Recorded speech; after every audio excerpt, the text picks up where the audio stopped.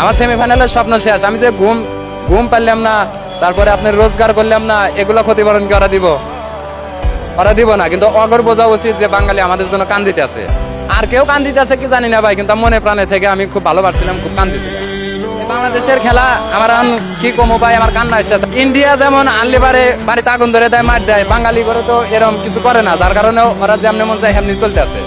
আপনি দেখেন ভাই, মেহেদী হাসান মিরাজ যে খেলাটা খেলে, তানজিদ হাসান তামিম পারে, ওয়ার্ল্ড কাপ ওয়ানডে বিশ্বকাপ রাখছে, কাবাডি এশিয়া কাপ খেলছে, এই টি-20 বিশ্বকাপ প্রত্যেকটা ম্যাচই ওরে রাখছে, একটা ম্যাচও ভালো খেলতে পারে না। কি কারণে ওকে রাখা হইতেছে? সৌম্য সরকারে এক ম্যাচ খারাপ খেলছে, ওরে বাদ দিছে, মেনে নিলাম ওই এক ম্যাচ খারাপ খেলছে, বাদ দিছে, কিন্তু তানজিদ হাসান তামিম কেন বাদ দিল না? নাজমুল হাসান শান্ত অধিনায়কের দায়িত্ব পালন করার কোনো অধিকারই নাই, কোনো যোগ্যতাই নাই, ওর কি কারণে নিল? খেলা আমরা কম বেশি অশিক্ষিত লোক, কম বেশি বুঝি, খেলা দেখি আমি মূলত রিক্সা চালাই। সকাল থেকে না, আমি রাত্রে থেকে ছিলাম, মানে গতকালকে থেকে ইন্ডিয়া আর অস্ট্রেলিয়ার খেলা থেকেই ছিলাম। আমি 150 টাকা খাইছি, 150 টাকা আমার লস। আমাদের যদি গাড়ি চালাইতাম মিনিমাম আমি 500 টাকা কামাইতে পারতাম।